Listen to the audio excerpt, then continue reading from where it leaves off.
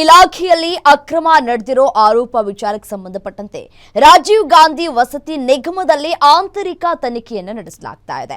ನಿನ್ನೆ ಎಲ್ಲಾ ಆರೋಪವನ್ನ ತಳ್ಳಿ ಹಾಕಿದಂತಹ ಜಮೀರ್ ಅಹ್ಮದ್ ಆದರೆ ಅಕ್ರಮ ನಡೆದಿದೆ ಅಂತ ಆರೋಪ ಮಾಡಿದ್ದಂತಹ ಪಾಟೀಲ್ ಆದುದರಿಂದ ಕಾಂಗ್ರೆಸ್ ಶಾಸಕರ ಆರೋಪದ ಬಗ್ಗೆ ತನಿಖೆಯನ್ನ ನಡೆಸಲಾಗ್ತಾ ಇದೆ.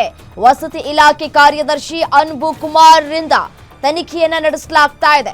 ಮನೆ ಮಂಜೂರಾತಿಗೆ ಲಂಚ ಪಡೆದ ಅಧಿಕಾರಿಗಳ ಪತ್ತೆಗೆ ತನಿಖೆಯನ್ನ ನಡೆಸಲಾಗ್ತಾ ಇದೆ. ಕೇಂದ್ರ ಕಚೇರಿಯಿಂದ ಜಿಲ್ಲಾ ಮಟ್ಟದವರೆಗೂ ಕೂಡ ತನಿಖೆಯನ್ನ ಇಲ್ಲಿ ನಡೆಸಲಾಗ್ತಾ ಇದೆ. ಗಂಭೀರವಾದಂತಹ ಆರೋಪವನ್ನ ಮಾಡಿದ್ರು ಪಾಟೀಲ್ ಅವರು. ಆ ಆರೋಪದ ಬೆನ್ನಲ್ಲೇ ಜಮೀರ್ ಅಹ್ಮದ್ ಅವರು ಕೂಡ ಅದಕ್ಕೆ ರಿಯಾಕ್ಟ್ ಮಾಡಿದ್ರು. ನಮ್ಮ ಇಲಾಖೆಯಲ್ಲಿ ಯಾವುದೇ ರೀತಿಯಾದಂತಹ ಅವ್ಯವಹಾರ ಅಕ್ರಮಗಳು ನಡೆದಿಲ್ಲ ಅನ್ನೋದನ್ನ ಅವರು ಪುನರುಚ್ಚಾರ ಮಾಡಿದ್ರು. ಮತ್ತೆ ಕ್ಲೀನ್ ಚೀಟ್ ಕೊಡುವಂತಹ ಕೆಲಸವನ್ನು ಕೂಡ ಮಾಡಿದ್ರು. ಆದರೆ ಇದೀಗ ತನಿಖೆಯನ್ನ ನಡೆಸಲಾಗ್ತಾ ಇದೆ.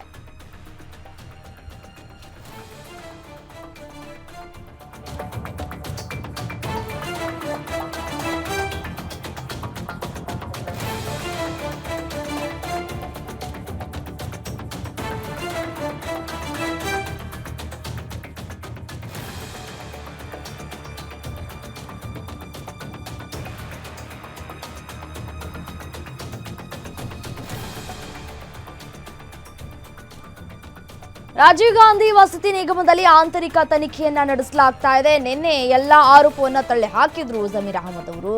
ಆದರೆ ಅಕ್ರಮ ನಡೆದಿದೆ ಅಂತ ಆರೋಪವನ್ನ ಮಾಡಿದ್ದಾರೆ. ಮತ್ತೆ ಪದೇ ಪದೇ ಅದನ್ನ ಪುನರುಚ್ಚಾರ ಮಾಡುವಂತಹ ಕೆಲಸವನ್ನ ಕೂಡ ಮಾಡಿದ್ರು ಪಾಟೀಲ್ ಅವರು. ಹೌದು, ನಾನು ಹೇಳಿರೋದು ಸತ್ಯ ಅಂತ ಕೂಡ ಹೇಳಿದ್ರು.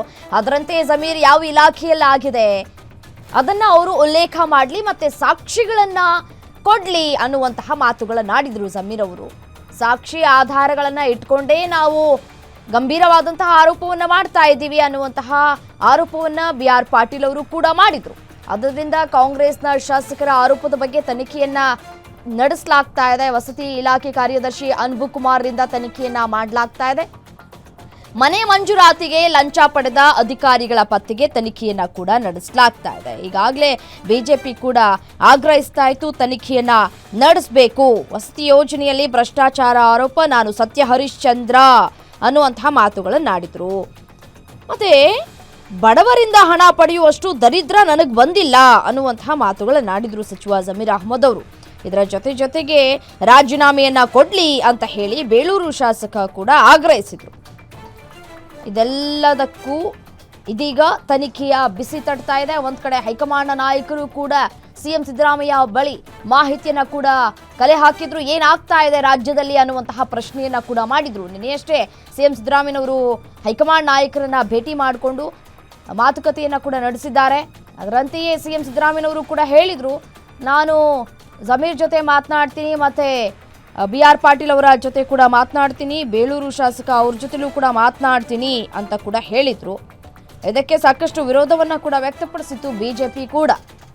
ಅವರ ಬಾಯಿ ಮುಚ್ಚಿಸುವಂತಹ ಕೆಲಸಗಳಾಗ್ತಾ ಇದೆ ಅಂತ ಹೇಳಿ ಬಿಜೆಪಿ ತನ್ನ ಆಕ್ರೋಶವನ್ನ ವ್ಯಕ್ತಪಡಿಸಿತ್ತು.